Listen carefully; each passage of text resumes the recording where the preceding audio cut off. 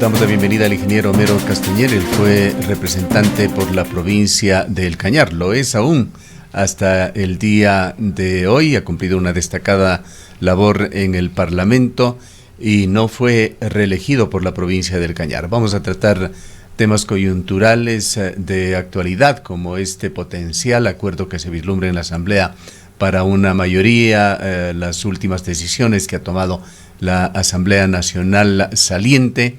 Pero antes, ingeniero Castañer, valdría la pena una reflexión suya. ¿Qué pasó con el electorado de Cañar y qué pasó en general con la actuación de los votantes ecuatorianos que apenas en una proporción de un 10% decidieron reelegir a los asambleístas que integraron el actual Parlamento, que ha subido apenas de un 2% de credibilidad aproximadamente a un 5 o un 7% según cifras al cierre de su gestión? Le damos la bienvenida.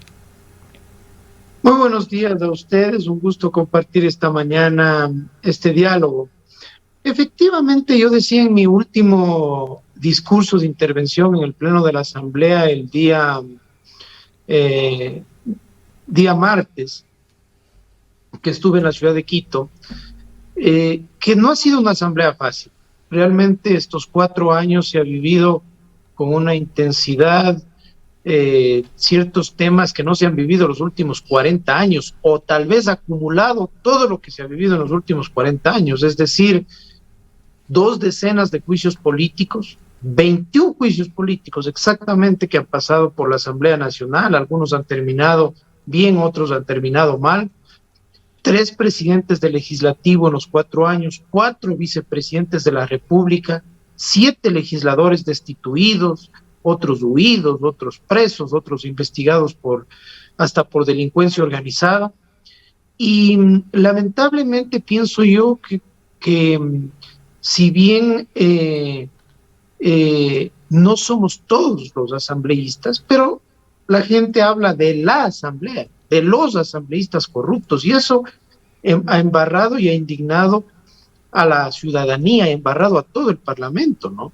Existimos asambleístas que nos retiramos, lo decía yo, utilizando esa palabra quichua, chuitas. Yo me retiro, llegué sin una causa judicial en el 2017 y me retiro igual.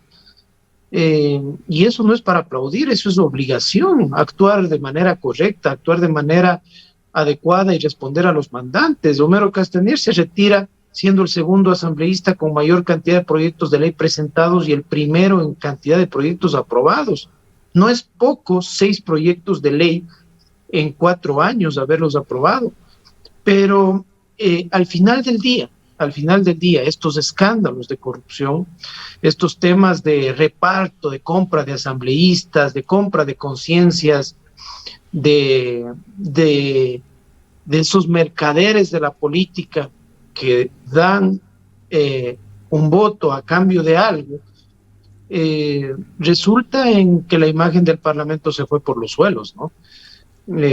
A mí como a la ciudadanía nos ha indignado ver a colegas asambleístas presos, huidos, otros que fueron votando el cargo, otros que están siendo investigados, y eso pienso que es lo que más golpeó a quienes optamos por la reelección, que no se dio, pero así es la democracia, y más bien les deseo éxitos a los nuevos legisladores que se posesionan el día viernes 14. Centrándonos ya en la provincia del Cañar, ¿qué pasó con su candidatura? ¿Por qué no recibió el voto popular allí en la cantidad suficiente para dejarlo actuando en el Parlamento?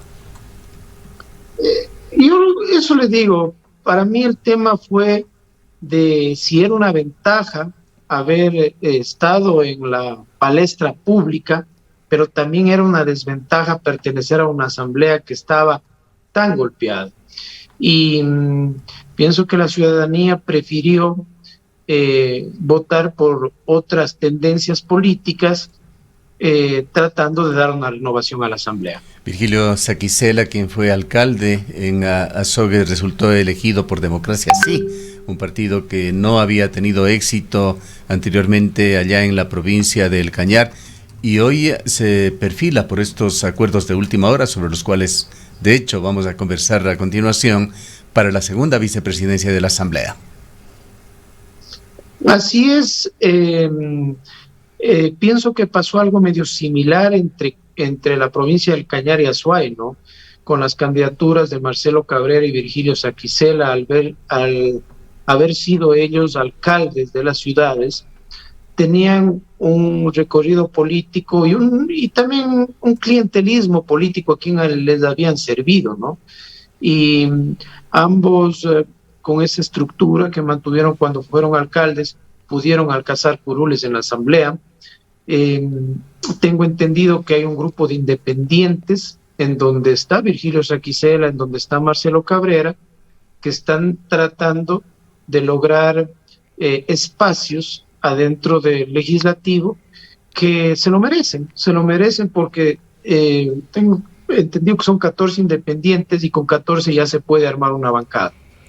Ingeniero Castañer, ¿usted considera que este cambio que se podría ver en la Asamblea Nacional tiene que ver con esa necesidad de los ciudadanos, de los ecuatorianos, de las ecuatorianas, de encontrar efectivamente esta tercera vía de la que se habla?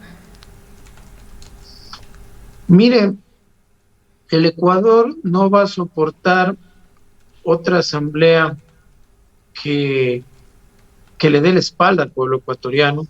Y me refiero no tanto al tema del trabajo legislativo y de fiscalización, sino al tema de que en vez de ir a representarle con orgullo a sus mandantes, vayan legisladores a tratar de hacer pillerías, a tratar de enriquecerse ilícitamente, a tratar de buscar troncha, a tratar de buscar no solo espacios o puestos públicos, sino hasta contratos, como se dio en este periodo legislativo.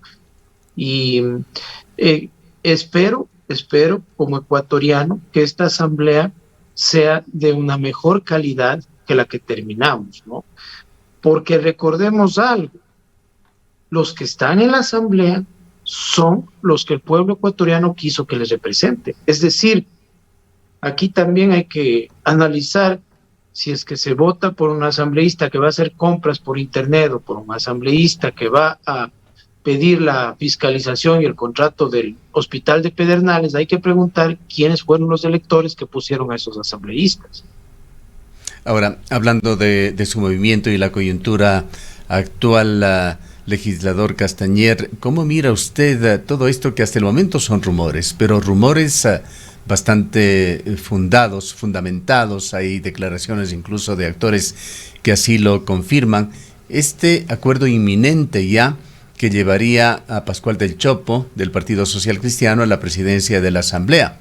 Lo más curioso que llama la atención y que además genera reacciones es el acuerdo con UNES, el partido del gobierno de Rafael Correa, tan denostado durante la campaña, polarizado con la opción que ganó la presidencia de la República de Guillermo Lasso, que se unirían en la Asamblea.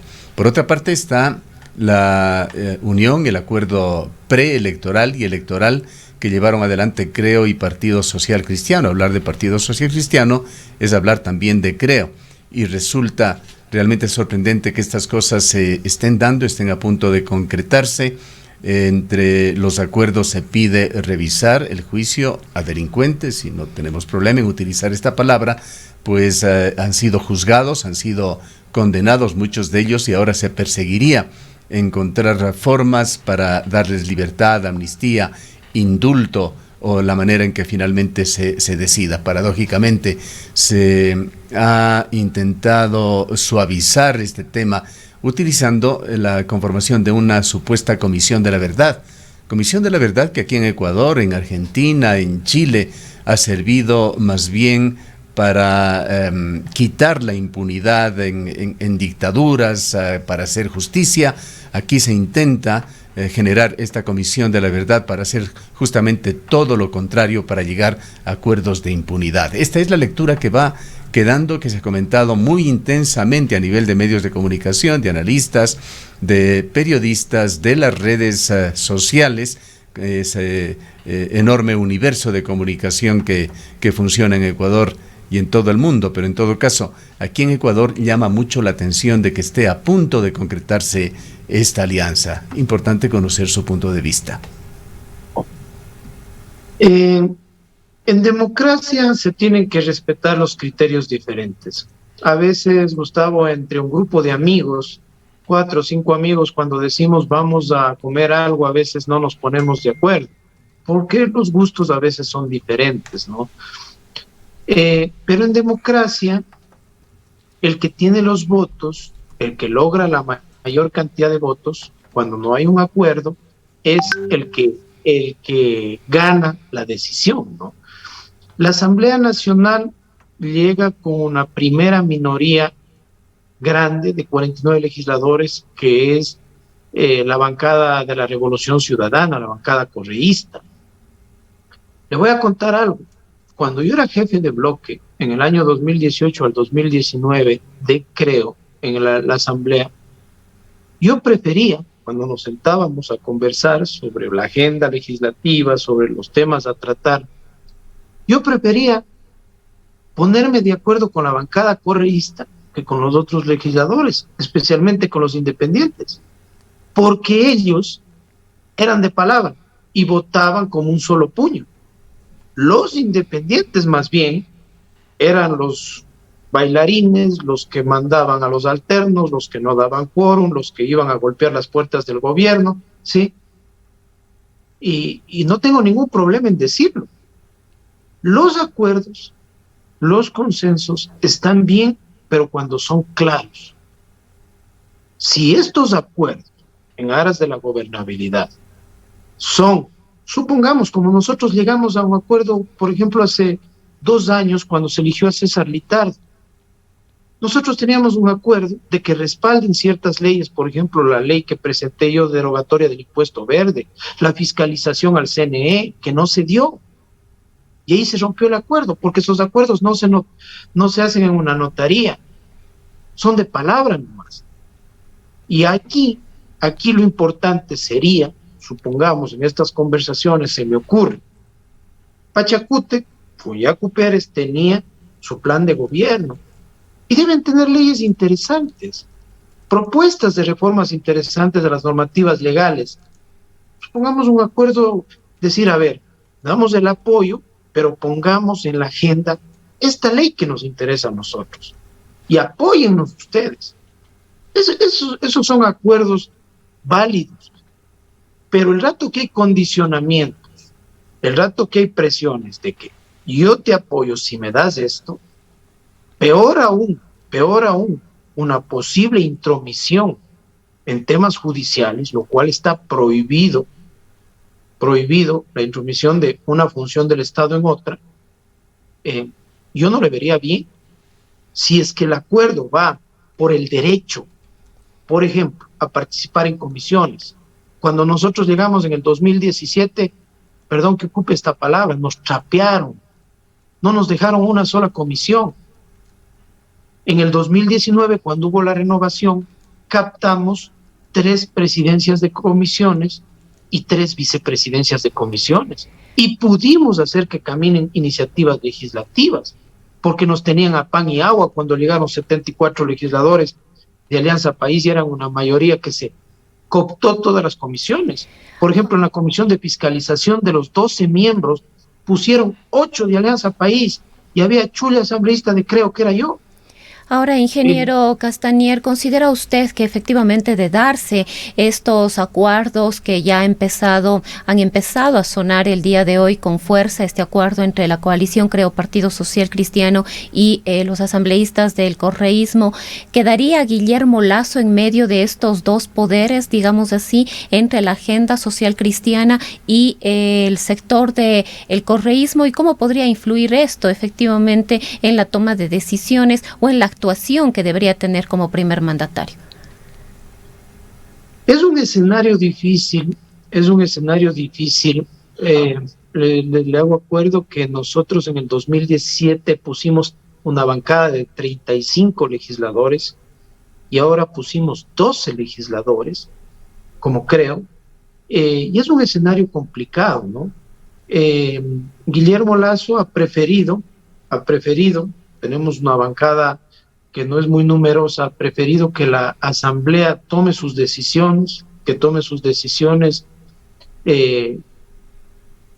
independientemente, pero de allí va a jugar un papel importantísimo el tema del Ministerio de Gobierno, en darle gobernabilidad al país en esos canales de diálogo entre Asamblea y Ejecutivo para el trámite de las leyes, porque no solo es el tema de elegir autoridades, de elegir comisiones, son las leyes que va a mandar el presidente, algunas incluso con carácter de urgente, que van a necesitar ser tratadas en la Asamblea, y para eso se necesita que se ponga en agenda y que haya la voluntad para tratarla, desde a qué comisión se le manda, desde parte del Consejo Administrativo de la Legislatura.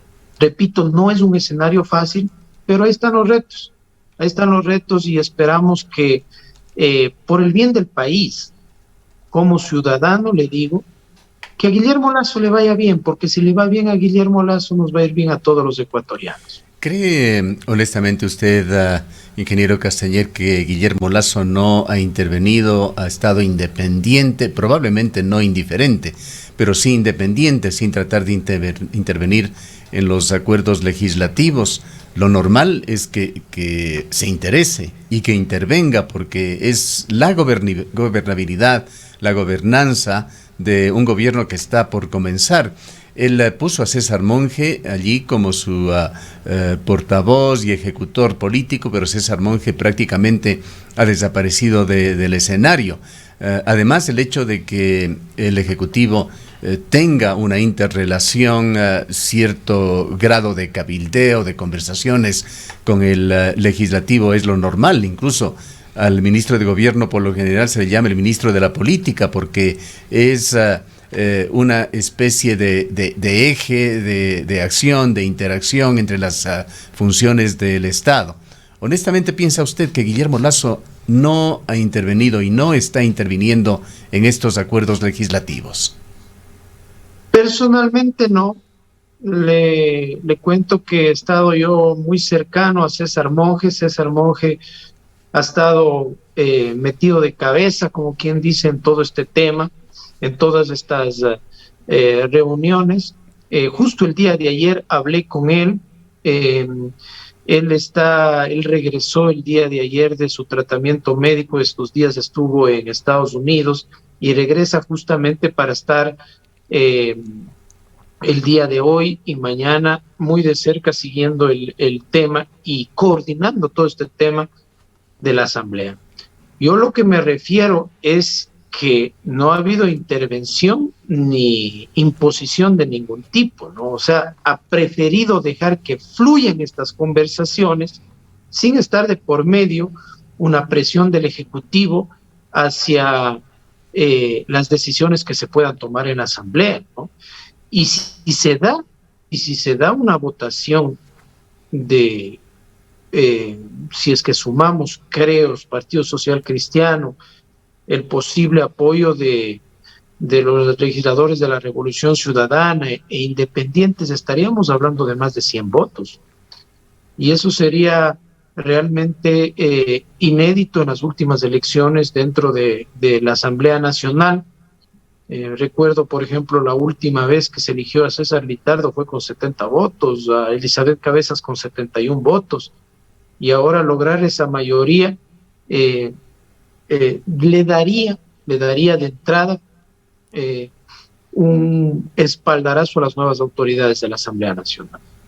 ¿Y esto considera usted que es positivo para el país, más allá de los condicionamientos con los cuales se construye este acuerdo?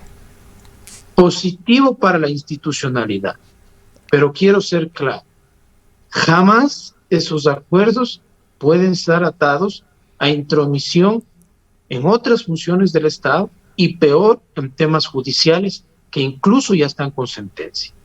Eso no cabría, eso no sería presentable y más bien sería un pésimo debut para la Asamblea iniciar con tratando de buscar conciliación y revancha en ese sentido. Tras 4 años de experiencia suya intensa, entendemos, en la Asamblea Nacional, ¿cómo juzga por otra parte la posición de Pachacuti particularmente? Pachacutic e Izquierda Democrática, que actúan al momento en conjunto, que han satanizado cualquier acuerdo legislativo. Totalmente desatinada, diría yo. Desatinada. Mire, en la Asamblea Nacional en estos 4 años, el 90% de leyes y de acuerdos que se han tratado han sido aprobados por unanimidad. El 90%, un porcentaje muy alto. Y el hecho de decir ni con el uno ni con el otro, le oía a Yacu Pérez hasta decir que se iba a desafiliar si es que hay esas posiciones. Va a ser complicado realmente el manejo de posiciones radicales. No solo en la política, en la vida las posiciones radicales no caminan, no caminan. Uno tiene que buscar los consensos, los acuerdos, y repito, y si no se logra eso nos pasaba, por ejemplo, en el bloque. Cuando no nos poníamos de acuerdo en algo en el bloque, no había consenso, votábamos. Algunas veces perdía, otras veces ganábamos nuestra posición allí, pero la respetábamos y, por ejemplo, apoyábamos o rechazábamos cierta votación, pero porque era decisión del bloque, ¿no? Y ya digo, esas posiciones radicales no caminan, y yo pienso que más pronto que tarde les va a pasar factura, porque muchos legisladores valiosos de Pachacutic han de tener iniciativas que han de querer plasmarlas, y repito, sin los votos no se puede. ¿Cómo cree usted que Homero Castañer logró pasar 6 proyectos de ley? Con votos y por las buenas relaciones con las diferentes bancadas. Ahora, ingeniero Castañer, ¿cómo ve usted, en vista de la mayoría que se estaría conformando en la Asamblea Nacional, esta constitución de una nueva Comisión de la Verdad? ¿Hacia dónde apuntaría? ¿Cuáles serían efectivamente estos objetivos? ¿Quién estaría detrás? ¿Quién la conformaría? ¿Qué lectura tiene usted de que se llegue a conformar un espacio de este tipo? Yo pienso que no justifica. Es más, en esta nueva Asamblea se incluyen 2 comisiones permanentes, ¿sí?, que no habían antes, y entre una de esas es la Comisión de Derechos Humanos. No había esa comisión y ahora se crea esa comisión, y esa debería ser la que trate los temas en donde alguien pueda sentir vulnerados sus derechos. ¿Para qué estar creando otra comisión ocasional o de investigación en ese sentido? Las comisiones especializadas hicimos un análisis cómo pueden abarcar la mayor cantidad de temas, y se determinó que la Comisión de Derechos Humanos debe volver, porque antes había en el antiguo Congreso Nacional Comisión de Derechos Humanos, para poder tratar temas en donde, si alguien siente vulnerados sus derechos, puedan los legisladores hacer una investigación y generar un informe, ¿no? Pero normalmente la creación de comisiones como se crearon en este periodo se creó, por ejemplo, la Comisión de los Jubilados, que la presidía yo, la comisión del caso Gabela, la comisión que investigó el paro de octubre, la comisión de las enmiendas constitucionales, la comisión de las leyes de tránsito. Tienen que buscar un objetivo claro. Comisión de la Verdad, sin un objetivo claro, podríamos poner ahí hasta temas desde hace 20 años atrás, de 30 años atrás. Para mí no justifica y ni tendría validez crear una comisión de ese tipo. Quisiera también preguntarle sobre las críticas que ha recibido la Asamblea Nacional, que usted la integra en sus últimos días, por una acción o un accionar más bien muy intenso. A todo vapor han venido analizando leyes, decidiendo sobre algunas de ellas. Una de las que más polémica, más polvareda generó es el proyecto orgánico o la ley orgánica de datos personales, que fue aprobada el 10 de mayo con un voto mayoritario, 118 votos. No sabemos cómo votó usted, pero por la cifra entenderíamos que usted también está dentro de esa mayoría. Un proyecto que tenía buenas intenciones de por medio, pero que se desfiguró y terminó siendo un documento que posiblemente va también a dar posibilidades de impunidad a personas corruptos o a delincuentes en diversos órdenes, incluyendo delitos sexuales, que es lo que se pretendía proteger. Luego el asambleísta ponente José Serrano presentó una moción de reconsideración del texto, eliminando el artículo 178 y 178.1, que establecían penas privativas de libertad, que fueron los más objetados por entidades periodísticas. Incluso la Sociedad Interamericana de Prensa llegó a opinar sobre este tema por lo grave que tenía esta ley y las consecuencias que podía traer para la libertad de información. Se ha pedido insistentemente que el presidente de la República vete esta ley, porque más allá de estos artículos que fueron al fin reconsiderados por la Asamblea, hay varios otros textos que han sido calificados como ambiguos, oscuros, enredados, abiertos a la interpretación, que no suman, sino hacen todo lo contrario en lo que a libertad de expresión en Ecuador se refiere. ¿Cuál es su opinión, su sensación, sus sentimientos sobre este tema complejo, que es uno de los últimos recuerdos que va a dejar la Asamblea? A ver, sí ha habido un remate muy intenso. Pienso que si es que no se trataban temas de coyuntura, a lo mejor esas leyes debieron tratarse antes. Por ejemplo, me acuerdo cuando fugó Alvarado, 9 sesiones, dejamos de tramitar leyes y recibimos a ministros, a la policía, para ver por dónde se fugó Alvarado, en el pleno de la Asamblea. Y esa coyuntura nos tomó casi 2 meses. Pero había que ser responsable. Hay muchas leyes que estaban listas para segundo debate, que fueron trabajadas por nosotros en este periodo, y era irresponsable dejar que empiecen desde cero otros asambleístas. Por ejemplo, las reformas de la ley de tránsito, la ley para evitar el contrabando.